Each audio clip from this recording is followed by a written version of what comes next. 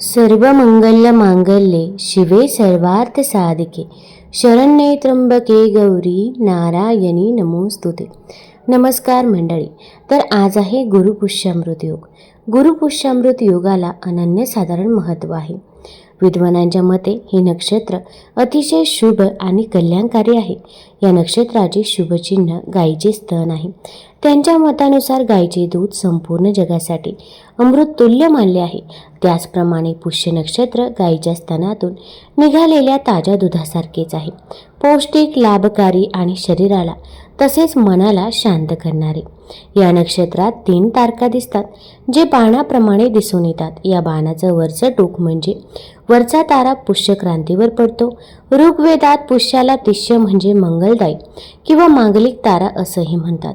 पुष्य नक्षत्राचा स्वामी ग्रह शनी आहे. गुरुवारी पुष्य नक्षत्र आलं तर त्या दिवशी गुरुपुष्यामृत योग होतो. हा सर्व योगा शुभ मानला जातो. या योगावरती सुवर्ण खरेदी केली असता त्याची वृद्धी होते असा समज आहे. एक सामान्य माणूस या शुभ मुहूर्ताची निवड करून या दिवसाचा लाभ घेऊ शकतो. अशुभतापासून वाचण्यासाठी गुरुपुष्यामृत योग श्रेष्ठ आहे. आपल्या जीवनात यशाची प्राप्तीसाठी या योगाच्या दिवशी कोणतेही नवीन काम, जसे की व्यापाराची सुरुवात करणे, नवे काम हाती घेणे, बंद पडलेले काम सुरू करणे असे केल्यास हमखास यशाची प्राप्ती होते.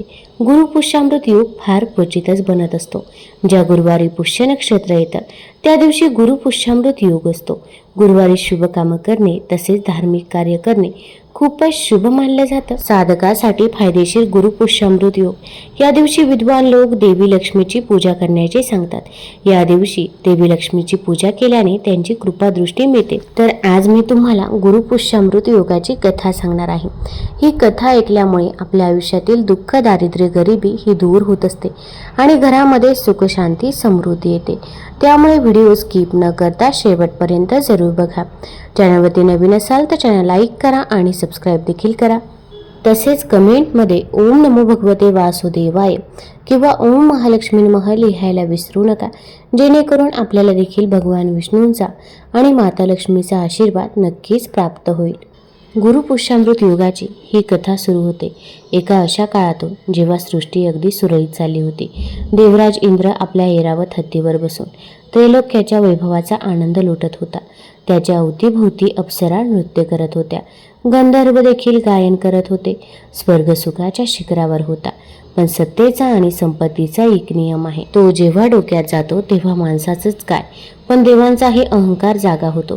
इंद्राच्या मनात याच सत्तेचा आणि वैभवाचा प्रचंड अहंकार निर्माण झाला होता.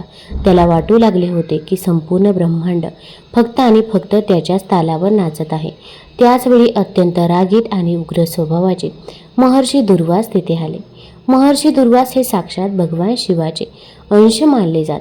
त्यांच्या हातात एक अत्यंत सुंदर, कधीही न कोमेजणाऱ्या दिव्य फुलांची माळ होती. ही माळ साक्षात माता जगदंबेचा, आदिशक्तीचा आशीर्वाद होता. दुर्वास मुनीने ती माळ अत्यंत आदराने इंद्राला दिली. पण अहंकाराने पूर्णपणे आंधळ्या झालेल्या इंद्राने त्या माळेकडे साधे पाहिलंही नाही. त्यानं अत्यंत बेपर्वाईनं ती दिव्य माळ आपल्या ऐरावताच्या सोंडेवर फेकून दिली. आता एका प्राण्याला त्या माळेचे आणि त्यातील दैवी शक्तीचे काय महत्त्व कळणार? ऐरावताने ती माळ आपल्या सोंडेने गुंडाळली आणि जमिनीवर फेकून आपल्या पायाखाली निर्दयीपणे तुडवली. हे दृश्य पाहताच तिथे एक भयानक शांतता पसरली. महर्षी दुर्वासांच्या डोळ्यातून क्रोधाचा असा अग्नी भडकला की संपूर्ण ब्रह्मांड त्यांच्या रागाने थरथरू लागले. त्यांच्या अंगाचा तिळपापड झाला. त्यांनी आपले डोळे विस्फारले, कमंडलूतील थोडे जल आपल्या हातात घेतले आणि एक असा भयंकर शाप दिला, ज्यानं सृष्टीचा इतिहास कायमचाच बदलून टाकला. ते कडाडले, हे देवांचा राजा इंद्र, ज्या संपत्तीच्या आणि वैभवाच्या गर्वानं तू आज मातृशक्तीचा आणि माझ्यासारख्या तपस्वीचा घोर अपमान केलास. ती तुझी संपत्ती, ते तुझे वैभव आणि हा तुझा अहंकार आजच्या आज नष्ट होईल. हे त्रैलोक्य आजपासून श्रीहीन होईल, म्हणजेच लक्ष्मी विना होईल. तो शाप महर्षींच्या ओठातून बाहेर पडताच सृष्टीचे चक्रच उलटे फिरू लागले. जणू काही काळाने आपला वेग बदलला. बघता बघता स्वर्गातील हिरवेगार कल्पवृक्ष सुकून गेले. अमृता समान नद्यांचे पाणी आटून गेले, फुलांचा सुगंध हरवला आणि सर्वात भयंकर गोष्ट म्हणजे माता लक्ष्मी जी स्वतः समृद्धी, चेतना आणि प्रकाशाचे रूप होती, ती अदृश्य होऊन क्षीरसागराच्या म्हणजेच दुधाच्या महासागराच्या अथांग आणि अंधाऱ्या तळाशी जाऊन कायमची लुप्त झाली. लक्ष्मी गेल्यामुळे देवांचे तेज, त्यांचे शारीरिक बळ आणि त्यांचे अमरत्व वेगाने संपू लागले. ते साधारण मानवासारखे दुबळे झाले. दुसरीकडे असुरांचे आणि दानवांचे गुरु शुक्राचार्य यांनी हीच योग्य संधी साधली. त्यांनी असुरांचा राजा बळी याला देवांवर भयंकर आक्रमण करण्याचा आदेश दिला. कमकुवत झालेल्या, घाबरलेल्या आणि निस्तेज झालेल्या देवांचा असुरांनी युद्धात अक्षरशः धुव्वा उडवला. स्वर्गाच्या प्रवेशद्वारावर असुरांचा काळा झेंडा फडकला. देव स्वतःचे प्राण वाचवण्यासाठी जंगलात, कड्यापाड्यांमध्ये आणि अंधाऱ्या गुहांमध्ये लपून बसले. सृष्टीचा विनाश आता अटळ दिसत होता. हताश झालेले, रडत असलेले सर्व देव ब्रह्मदेवाला सोबत घेऊन भगवान श्री विष्णूंच्या चरणी क्षीरसागरात गेले. श्री विष्णू आपल्या अनंत शेष नागावर अत्यंत शांतपणे पडले होते. त्यांच्या चेहऱ्यावर एक अथांग शांतता होती. देवांनी आपली करुण कहाणी, आपले दुःख आणि असुरांनी केलेला विध्वंस विष्णू समोर मांडला. ते ऐकून विष्णूने डोळे उघडले आणि ते एका गंभीर आवाजात म्हणाले, जेव्हा संकट पर्वता एवढे मोठे असते तेव्हा उपायही प्रलयंकारीच असावा लागतो. तुमचे गेलेले वैभव, तुमचे तेज आणि माता लक्ष्मी आता फक्त एकाच मार्गाने परत येऊ शकते आणि तो मार्ग आहे समुद्र मंथन. हे ऐकून देवराज इंद्र भीतीने शहारला. तो म्हणाला, परंतु प्रभू, त्या अथांग आणि अमर्याद महासागराला आम्ही घुसळणार कसे? आमच्यात तर आता साधे उभे राहण्याचेही बळ उरले नाही. आमची शस्त्रही असुरांनी हिरावून घेतली आहे. विष्णूने एक अत्यंत गूढ हास्य केले आणि म्हणाले, म्हणूनच तुम्हाला तुमच्या सर्वात मोठ्या शत्रूची म्हणजेच असुरांची मदत घ्यावी लागेल. जा आणि त्यांच्याशी मैत्रीचा हात पुढे करा. त्यांना अमृताचे आमिष दाखवा. सांगा की या समुद्रमंथनातून जे अमृत निघेल ते आपण समान वाटून घेऊ. घाबरू नका. अंतिम विजय हा सत्याचाच होईल. शत्रूशी मैत्री करणे हे देवांना पटत नव्हते, पण दुसरा कोणताही पर्याय त्यांच्याकडे उरला नव्हता. ते राजा बळीकडे गेले आणि त्यांनी अमृताचा प्रस्ताव मांडला. अमर होण्याची लालसा कोणाला नसते. असुराने लगेचच या प्रस्तावाला होकार दिला आणि मग सुरू झाली एक अशी तयारी जिने संपूर्ण जगाला हादरवून सोडले. समुद्र मंथन ही काही साधीसुधी घुसळणी नव्हती. दह्याला घुसळण्यासाठी जशी रवी लागते तशी या अथांग महासागरासाठी रवी म्हणून मंदार पर्वताची निवड करण्यात आली आणि दोरी म्हणून साक्षात नागराज वासुकीला बोलवण्यात आले. देव आणि दानवांनी आपली सर्व शक्ती पणाला लावून ते अवाढव्य मंदार पर्वताला मुळासकट उपटले आणि क्षीरसागरात आणून ठेवले. वासुकी नागाला त्या पर्वताभोवती घट्ट गुंडाळण्यात आले. श्री विष्णूंच्या सूचनेनुसार देवांनी अत्यंत हुशारीने वासुकी नागाचे शिपटे आपल्या हातात धरले आणि मुखाकडचा म्हणजेच तोंडाकडचा भाग दानवांच्या हातात दिला आणि मग सुरू झाले जगातील सर्वात भयंकर, सर्वात विशाल आणि प्रलयंकारी महामंथन. जसजसा मंदार पर्वत वेगाने फिरू लागला तसतसा तो शांत क्षीरसागर खवळून उठला. पर्वताच्या प्रचंड वेगामुळे लाटा आकाशाला भिरवू लागल्या. समुद्रातील लाखो जलचर प्राण्यांचा त्या घर्षणामुळे चेंदामेंदा होऊ लागला. परताच्या आणि पाण्याच्या घर्षणामुळे समुद्रात प्रचंड अग्नी निर्माण होऊ लागला. पण अचानक एक महाभयंकर संकट आले. तो मंदार पर्वत इतका जड होता की समुद्राला त्याचा भार सहन होईना. तो पर्वत हळूहळू समुद्राच्या तळाशी भासू लागला. तो बुडत होता. जर पर्वत बुडाला असता तर मंथन तिथेच थांबले असते. तेव्हा पुन्हा एकदा भगवान श्री विष्णूंनी कूर्म अवतार घेऊन म्हणजेच एका महाकाय आणि अभेद्य कासवाचा अवतार धारण केला. ते महासागराच्या तळाशी गेले आणि त्यांनी तो संपूर्ण अवाढव्य मंदार पर्वत आपल्या पाठीवर तोलून धरला. आता खऱ्या अर्थाने प्रलयंकारी मंथनाला असा वेग आला की त्याचे पडसाद तिन्ही लोकात घुमू लागले. इकडे वासुकी नागाला जेव्हा दोन्ही बाजूनी इतक्या निर्दयपणे ओढले जाऊ लागले तेव्हा त्याच्या वेदना असह्य झाल्या. त्याचे शरीर रक्ताळे. त्याच्या मुखातून भयंकर विषारी ज्वाला आणि फुटकार बाहेर पडू लागले. नागाच्या तोंडाकडे असलेल्या दानवांचे चेहरे त्या ज्वालांनी करपून जाऊ लागले. त्यांची शक्ती क्षीण होऊ लागली आणि अचानक खवळलेल्या समुद्रातून भयंकर मोठे काळे बुडबुडे येऊ लागले आणि पाण्याचा रंग दुधार पांढऱ्यावरून भयानक काळाकुट्ट झाला.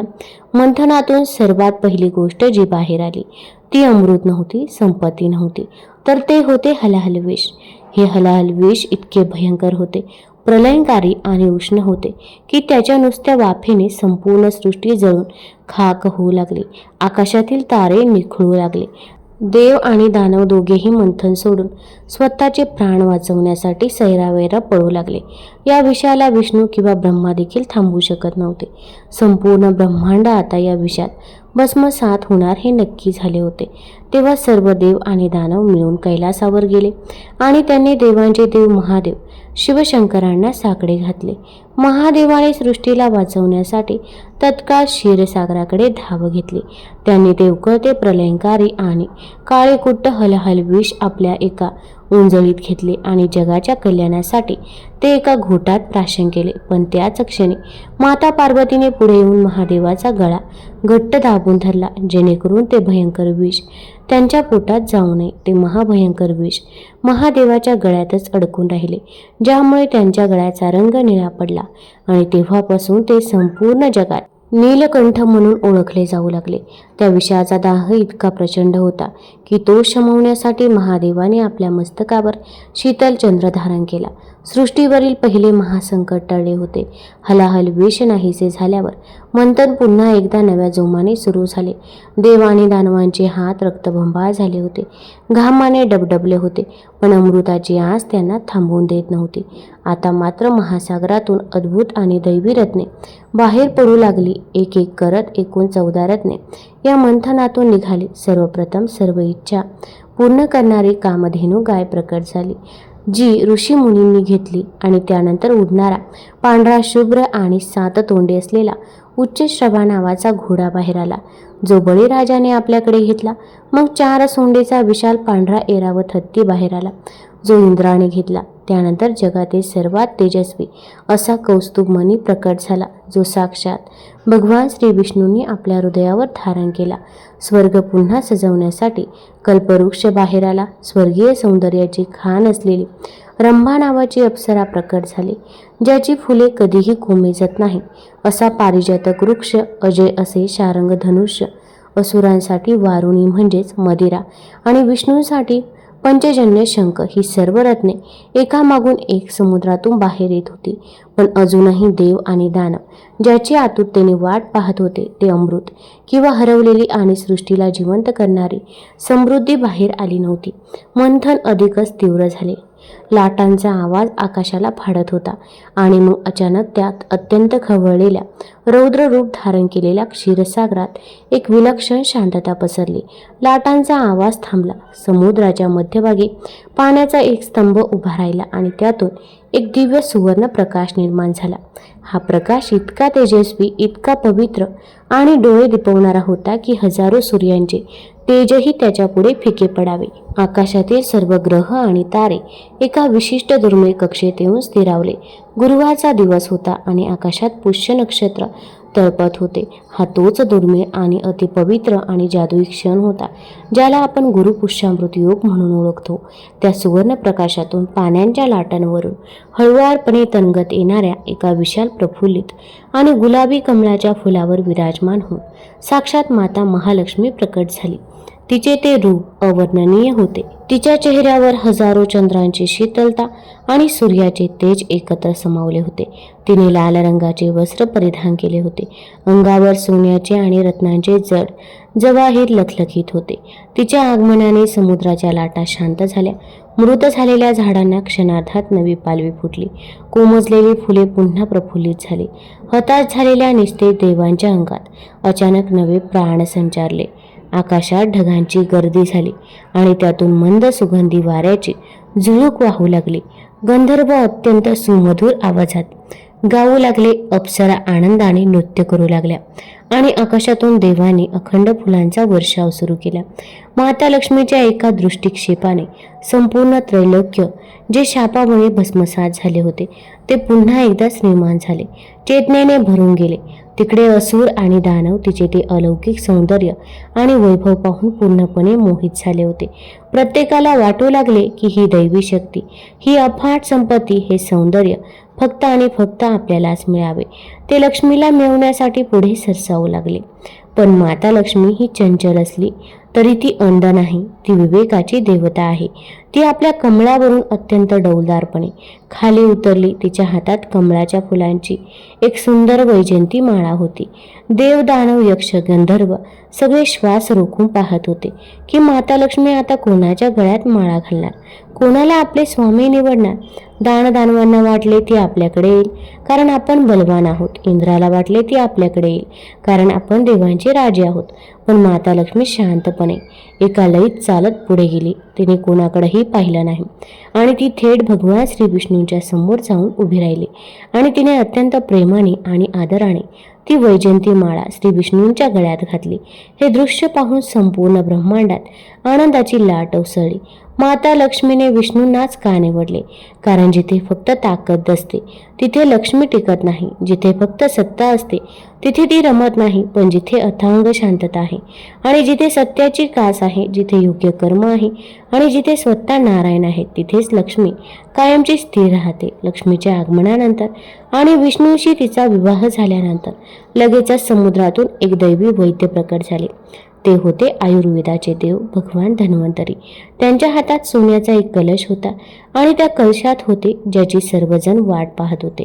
साक्षात अमृताचा कलश पाहताच असुरांच्या डोळ्यात हाव निर्माण झाले. त्यांनी देवांना बाजूला ढकलले आणि तो अमृताचा कलश बळजबरीने पळवला. देव पुन्हा एकदा निराश झाले. जर असुरांनी ते अमृत प्यायले असते तर ते कायमचे अमर झाले असते आणि त्यांनी संपूर्ण सृष्टीचा, सत्याचा आणि धर्माचा विनाश केला असता. हे मोठे संकट ओळखून श्री विष्णूने तत्काळ एक अत्यंत सुंदर आणि मोहिनी घालणारा मोहिनी अवतार घेतला. मोहिनीचे सौंदर्य इतके भुरळ पाडणारे होते की अमृतासाठी भांडणारे असुर तिचे रूप पाहून सगळी भांडणे विसरले. त्यांच्या डोळ्यावर वासनेचा पडदा पडला.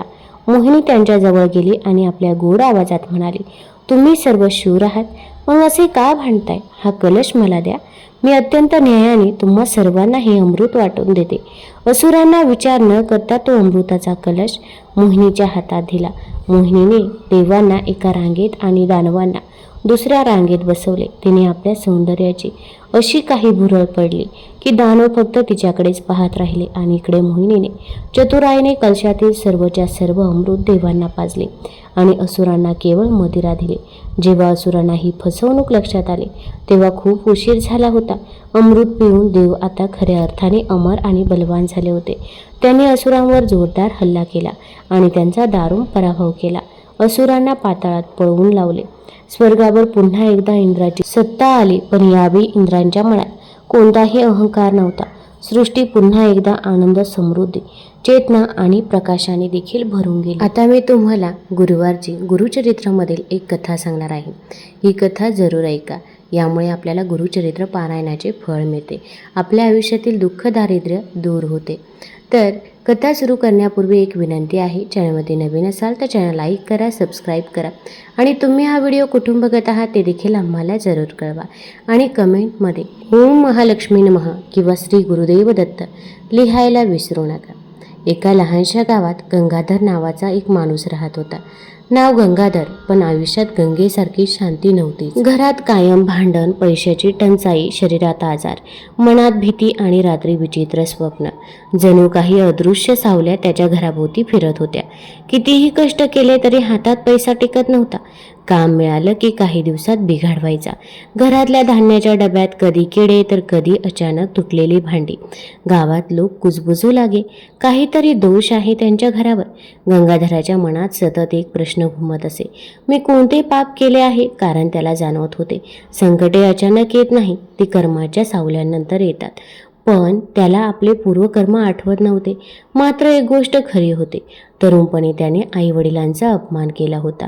एका गरिबाला मदत नाकारली होती आणि लोभाचे चुकीचे व्यवहार केले होते.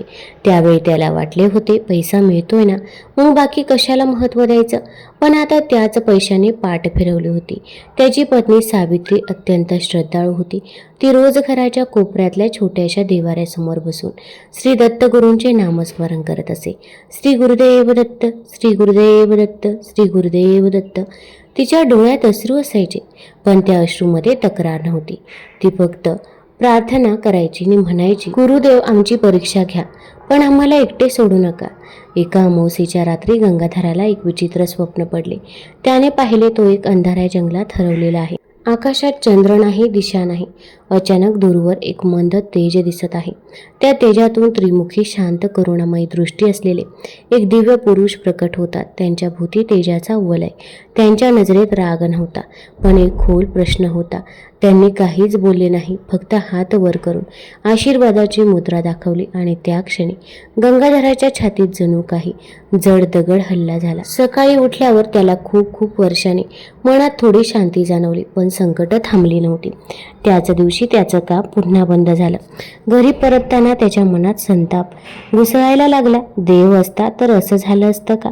पण घरी आल्यावर त्यांनी पाहिलं सावित्री गुरुचरित्राचं वाचन करत बसली आहे. तिच्या आवाजात एक विलक्षण स्थैर्य होतं. ती वाचत होती की गुरु हा जन्मोजन्मीच्या पापांचा नाश करणारा आहे. जो श्रद्धेने शरण येतो त्याला तो कधीही सोडत नाही. गंगाधर दाराशी थांबला. त्या शब्दाने त्याच्या मनाला काहीतरी तुटलं. त्याला जाणवलं, मी कधीच शरण गेलोच नाही. मी फक्त देवाकडे मागत राहिलो, पण स्वतः बदलायचा प्रयत्न हा मी कधी केलाच नाही. त्या रात्री त्याने पहिल्यांदा सावित्रीसोबत बसून नामस्मरण केलं. सुरुवातीला मन भटकत होतं, पण हळूहळू श्री गुरुदेव दत्त, श्री गुरुदेव दत्त हे उच्चारण श्वासात मिसळू लागलं.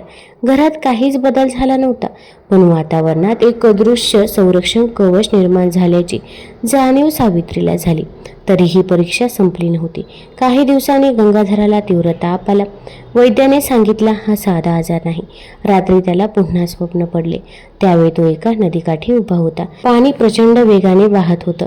तो घाबरलेला आणि अचानक त्याच्या पाठीमागे तीच दिव्य उपस्थिती. त्या करुणामयी स्वरात शब्द आले, कर्माची नदी पार करायची असेल तर पश्चाताप आणि सत्कर्म हीच नौका आहे. सकाळी त्याचा ताप कमी झाला, पण त्याच्या मनात एक नवा निर्धार जन्माला आला. मी बदललो. मी स्वतःही मान्य करणार, जिथे अन्याय केला गेला तिथे मी शक्य तितकी भरपाई करणार. त्या दिवसापासून त्याने लहान लहान बदल सुरू केले.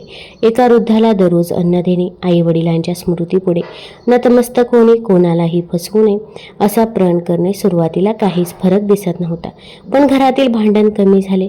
धान्याच्या डब्यातील किडे नाहीसे झाले. सावित्रीच्या चेहऱ्यावर हलकी स्मित रेषा दिसू लागली. एका संध्याकाळी गावात एक अनोळखी संन्यासी आले. त्यांची नजर विलक्षण होती. ते गंगाधराच्या दाराशी थांबले आणि म्हणाले, घरात गुरुचरित्र आहे का? गंगाधर चकित झाला. तो नम्रतेने म्हणाला, हो आहे. संन्यासी म्हणाले, वाचन चालू ठेवा. संकटे ही शिक्षा नसतात, ते शुद्धीकरण असते. इतके बोलून ते निघून गेले. गंगाधर बाहेर धावत गेला, पण कुठेच कोणी नव्हते. जणू ते वाऱ्यात विलीन झाले होते. त्या रात्री गंगाधराच्या मनात पहिल्यांदा भीतीऐवजी विश्वास होता. त्याला जाणवलं, गुरु माझ्यावर लक्ष ठेवून आहेत, पण अजून एक मोठी परीक्षा बाकी होती. त्याच्या पूर्वकर्माचा कठोर परिणाम अजूनही उभा होता, जो त्याच्या आयुष्याला बदलून टाकणारा होता. भक्तांनो, गुरुचरित्र श्रवण म्हणजे दुःख, दारिद्र्य आणि भीती यावर विजय मिळवण्याचा दिव्य मार्ग आहे. गुरुचरित्र हे केवळ ग्रंथ नाही, तर जीवन बदलवणारे संरक्षण कवच आहे. या कथेमध्ये शेवटपर्यंत जरूर राहा आणि तुम्ही हा व्हिडिओ कुठून बघत आहात ते देखील आम्हाला जरूर कळवा.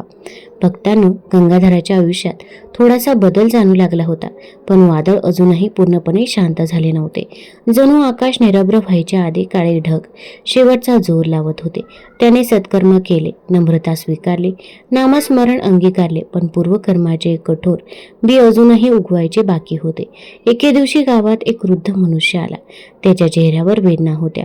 तो थेट गंगाधराच्या घरासमोर थांबला. गंगाधराने त्याला ओळखले. हा तोच माणूस होता ज्याला वर्षांपूर्वी त्याने कर्जाच्या नावाखाली फसवले होते. त्यावेळी लोभाने त्याचे घर हिसकावून घेतले होते. वृद्धाची अवस्था पाहून गंगाधराच्या छातीत पश्चातापाचा झळझळता दाह उठला. वृद्धाने शांत पण ठाम आवाजात विचारले, तुला आठवतंय का? माझं घर हे शब्द जणू वज्रघात होते. सावित्री दारात उभी होती. गंगाधराच्या डोळ्यातून अश्रू ओघळू लागले. तो वृद्धाच्या पायाशी बसला आणि म्हणाला, मी पाप केलं, मला क्षमा करा.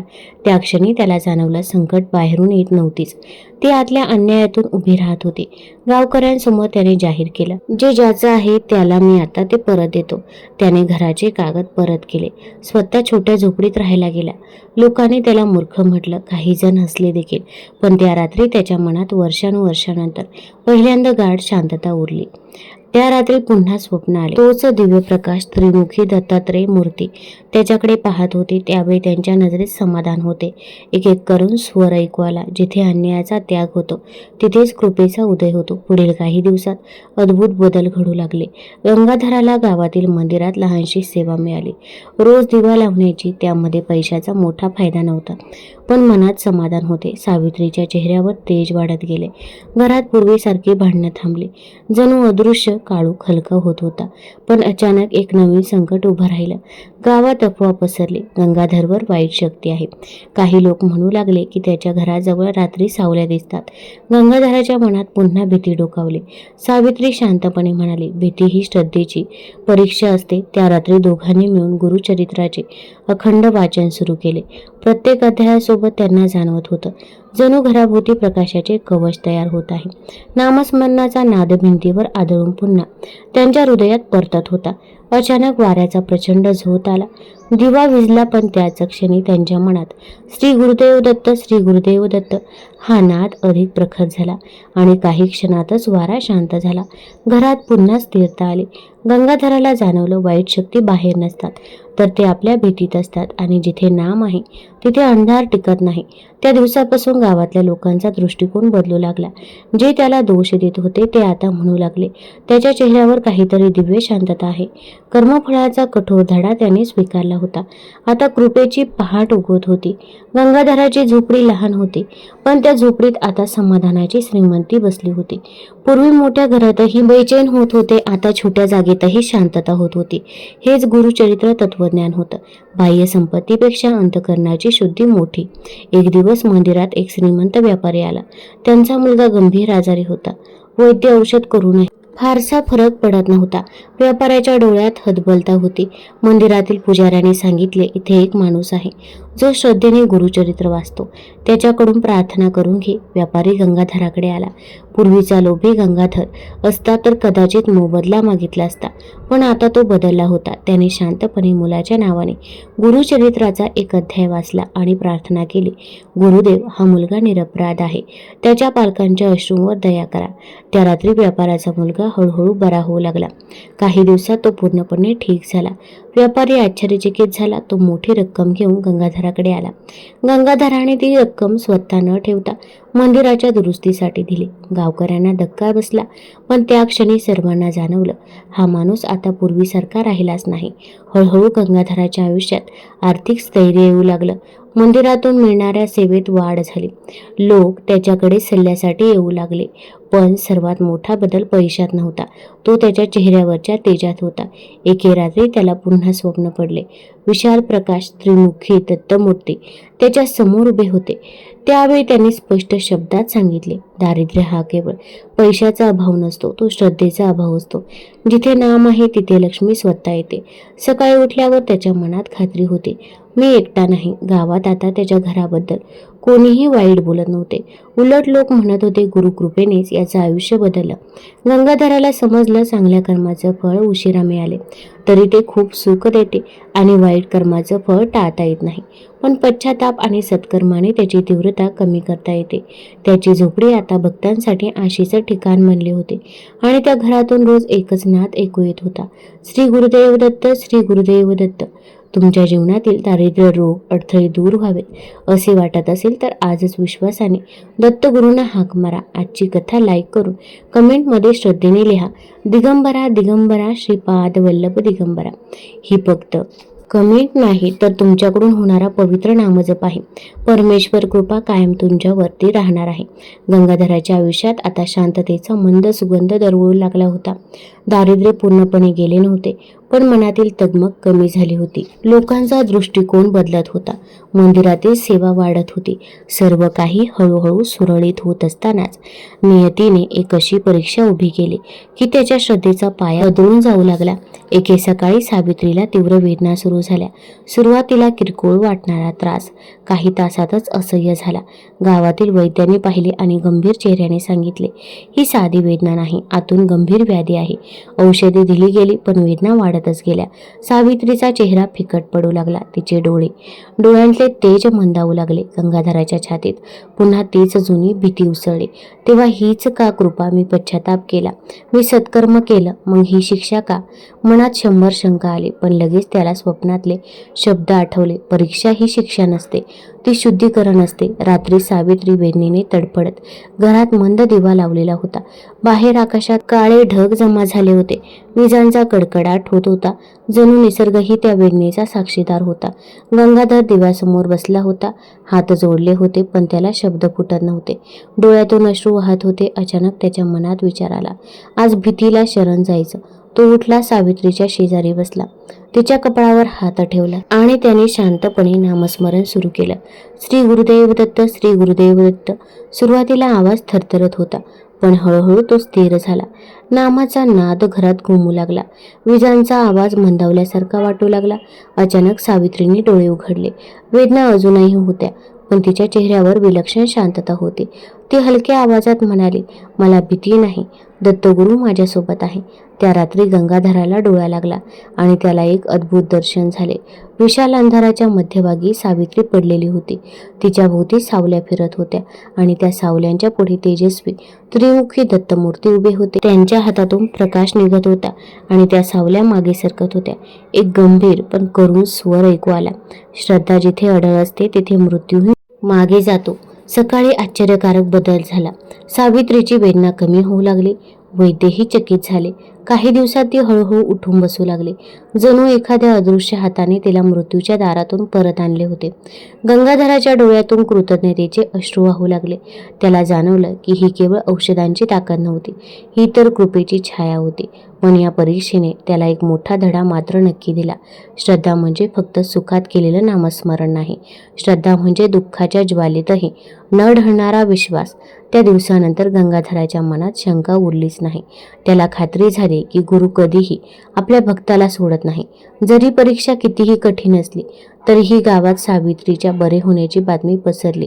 लोक म्हणू लागले, ही तर चमत्कारिक कृपा आहे. पण गंगाधर शांत होता. त्याला माहीत होतं, चमत्कार बाहेर घडत नाही, तो आपल्या आतल्या श्रद्धेने होतो. आता त्याच्या आयुष्यातील पुढील टप्पा सुरू होणार होता, जिथे फक्त स्वतःच्या घरापुरती नव्हे तर संपूर्ण गावासाठी गुरुकृपेचा प्रवाह वाहणार होता. तुमच्या घरावर संकटाचे ढग जमले असतील तर आज भीतीला नव्हे तर दत्तगुरूंना शरण जा. सावित्री मृत्यूच्या दारातून परत आल्यापासून गंगाधराच्या मनात श्रद्धेचा दीप अधिक तेजस्वी झाला होता. पण प्रत्येक आध्यात्मिक उन्नतीच्या आधी एक सूक्ष्म युद्ध घडतं, बाहेर नव्हे तर अदृश्य स्तरावर. आणि त्या युद्धाची चाहूल आता गावात लागली होती. गावात अचानक विचित्र घटना घडू लागली. रात्री कुत्री ही अनावर भुंकू लागायची. काही लोक म्हणू लागले की मंदिराजवळ काळी छाया दिसते. एका शेतकऱ्याच्या घरात अचानक आग लागली. लोकांच्या मनात भीती वाढू लागली आणि काहींच्या कुजबुजतेमध्ये पुन्हा गंगाधराचं नाव आलं. त्याच्या बदलानंतरच या गोष्टी सुरू झाल्या. गंगाधराच्या मनात वेदना झाली, मी पुन्हा दोषी ठरणार. एका क्षणासाठी त्याच्या मनात जुनं अस्तित्व डोकावलं. पण लगेच त्याला जाणवलं, जेव्हा प्रकाश वाढतो तेव्हा अंधार शेवटचा प्रयत्न करतो. एके रात्री मंदिरात दिवा लावून तो घरी परतत होता. आकाशात अमावास्येचा काळा अंधार दाटला होता. अचानक त्याला पाठीमागे पावलांचा आवाज ऐकू आला. तो थांबला की आवाज थांबायचा, तो चालू लागला की आवाज पुन्हा सुरू व्हायचा. त्याच्या अंगावर शहारा आला, पण यावेळी तो पळाला नाही. त्याने डोळे मिटले आणि नामस्मरण सुरू केलं, श्री गुरुदेव दत्त, श्री गुरुदेव दत्त. क्षणभरात वाऱ्याचा प्रचंड झोत आला.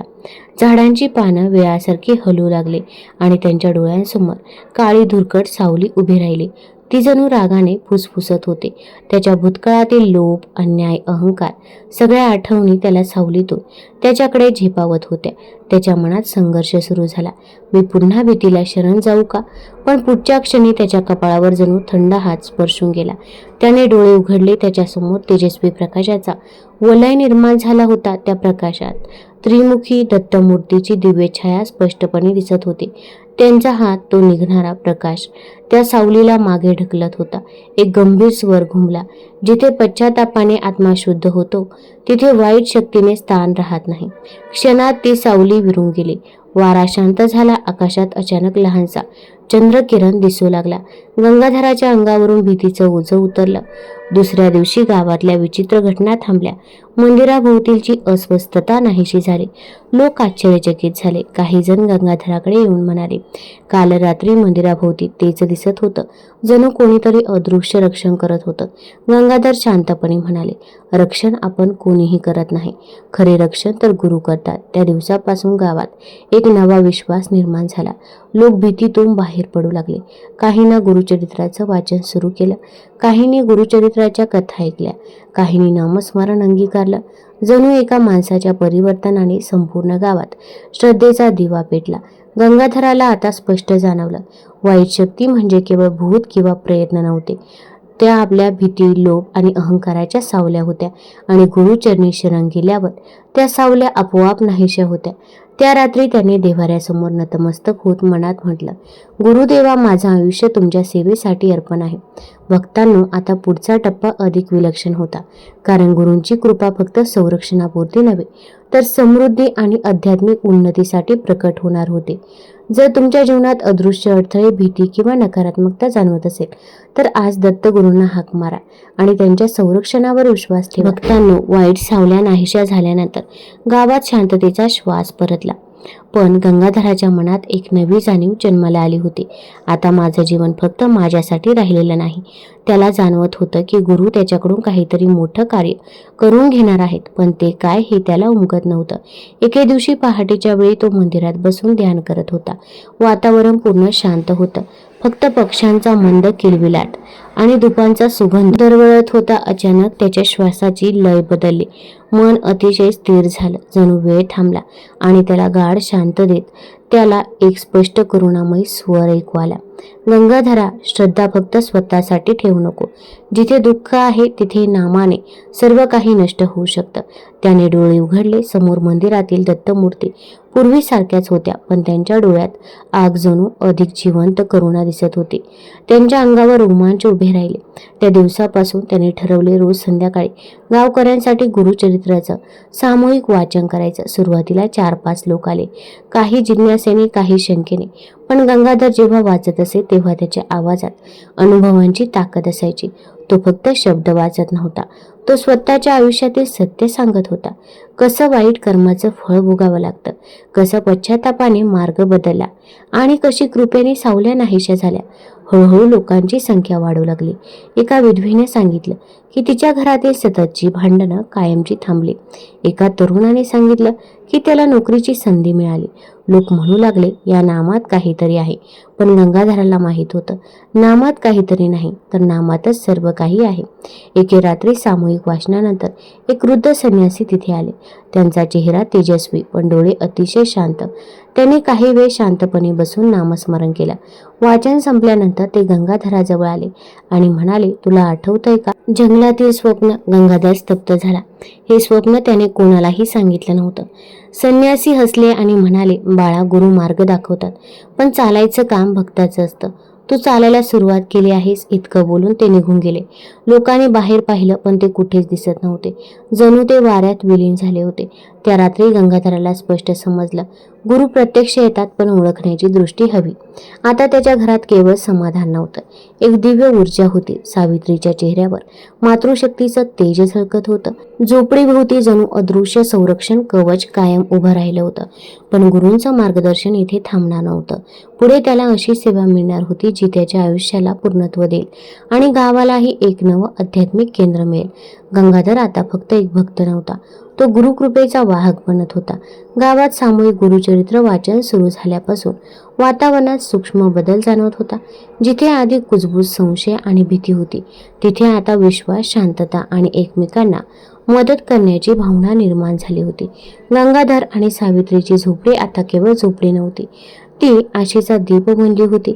तरीही आर्थिक स्थिती पूर्णपणे सुधारलेली नव्हती. दिवस जात होते, सेवा चालू होते, पण हातात मोठी संपत्ती नव्हती. सावित्री कधी म्हणायची, आपण समाधानी आहोत, पण गावातल्या अनेकांना अजूनही अन्न औषध आधारावा आहे. तिच्या शब्दात करुणा होती. एके दिवशी गावात प्रचंड पावसाने पाठ फिरवली. शेतकऱ्यांची पिकं करपली. लोकांच्या चेहऱ्यावर पुन्हा काळजी उमटली. काहींनी म्हणायला सुरुवात केली, आता काय होणार? त्या रात्री गंगाधर देवासमोर बसला आणि त्याच्या मनात प्रश्न होता, गुरुदेव, इतक्या लोकांचा भार कसा उचलायचा? त्याने डोळे मिटले, नामस्मरण सुरू केलं आणि त्या शांत अवस्थेत त्याला एक विलक्षण अनुभूती झाली. जणू घरभर मंद सुहास पसरला. त्याने डोळे उघडले. देव्हाऱ्यातील दिव्याचा प्रकाश नेहमीपेक्षा अधिक तेजस्वी वाटत होता. सावित्रीने हळू आवाजात सांगितलं, आज मला स्वप्नात एक तेजस्वी स्त्री दिसली. ती म्हणाली, जिथे गुरूंचं नाम असतं तिथे लक्ष्मी स्वतः येते. दुसऱ्या दिवशी अनपेक्षित घटना घडली. दूरच्या शहरातून एक व्यापारी गावात आला. त्याने ऐकलं होतं की इथे सामूहिक गुरुचरित्र वाचन चालतं आणि लोकांच्या आयुष्यात बदल घडतो. तो मंदिरात आला आणि शांतपणे वाचन ऐकत बसला. त्याच्या डोळ्यामध्ये पाणी आलं. वाचन संपल्यावर तो गंगाधराजवळ आला आणि म्हणाला, मी अनेक ठिकाणी फिरलो, पण अशी शांतता कधी अनुभवली नाही. मला या गावासाठी काहीतरी करायचं आहे. त्याने गावासाठी विहीर बांधण्याची व मंदिराच्या परिसरात अन्नछत्र सुरू करण्याची जबाबदारी घेतली. गावकऱ्यांना विश्वास बसत नव्हता. काही दिवसात विहीर तयार झाली. पाण्याचा पहिला प्रवाह जमिनीवर आला. तेव्हा लोकांच्या डोळ्यात आनंदाश्रू होते. जणू दुष्काळाच्या छातीतूनच कृपेचा झरा उगवला होता. अन्नछत्र सुरू झालं. दररोज अनेकांना अन्न मिळू लागलं आणि विशेष म्हणजे अन्न कधीच कमी पडत नव्हतं. कितीही लोक आले तरीही भांडे भरलेलेच दिसायचे. गावात चर्चा सुरू झाली, ही तर गुरुकृपेचीच लीला आहे. गंगाधर शांतपणे म्हणाला, जिथे लोभ संपतो तिथे लक्ष्मी स्थिरावते. त्याला आता स्पष्टपणे समजलं होतं, पूर्वी दारिद्र्य केवळ पैशांचं नव्हतं, ते मनाचं होतं. आज पैशांची श्रीमंती आली होती, पण त्याहूनही मोठी गोष्ट म्हणजे दानाची वृत्ती जन्माला आली होती. लक्ष्मी केवळ धनरूपाने नव्हे, तर समाधान, ऐक्य आणि विश्वास रूपाने गावात स्थिरावले होते. एके संध्याकाळी सूर्यास्ताच्या वेळी गंगाधर मंदिराच्या पायऱ्यावर बसला होता. आकाश केशरी रंगात न्हालं होतं. त्याच्या मनात एक खोल कृतज्ञता उमटली. त्याने मनोमन म्हटलं, गुरुदेव, तुम्ही माझ्या दारिद्र्याचा नाश केला नाही, तर तुम्ही माझ्या अहंकाराचा नाश केला. म्हणूनच लक्ष्मी आली. त्या क्षणी मंद वारा व्हायला लागला. देवाऱ्यातील घंटा हलकीशी वाजून अदृश्य आशीर्वाद पुन्हा एकदा त्याच्या जीवनामध्ये उमटला होता. गंगाधराला जाणवत होतं, पुढे अजूनही मोठी परीक्षा येणार आहे, जिथे श्रद्धेची पराकाष्ठा सिद्ध करावी लागेल. गुरुचरित्रातील ही पवित्र, जीवनाला दिशा देणारी, श्रद्धा जागवणारी कथा इथे संपत आहे. पण खरं पाहता कथा संपत नाही, कारण गुरुकृपा कधीही संपत नाही. ती सतत वाहत राहते. फक्त आपले मन तिच्यासाठी खुलं असलं पाहिजे. या कथेतून आपण शिकलो की संकट हे कधीही शेवट नसतात, ती नव्या आरंभाची दार असतात. श्रद्धा, सेवा आणि नामस्मरण यांच्यापुढे दारिद्र्य, आजार, भीती, नकारात्मक शक्ती, चिंता काहीच टिकू शकत नाही. गुरूंच्या चरणी ठेवलेली प्रार्थना कधीही वाया जात नाही. उशीर होईल, पण न्याय होतोच. तुम्हाला जर ही कथा, ही माहिती आवडली असेल तर चॅनल लाईक करा, सबस्क्राईब करा आणि आपल्या मित्रपरिवारासोबत जरूर शेअर करा. धन्यवाद.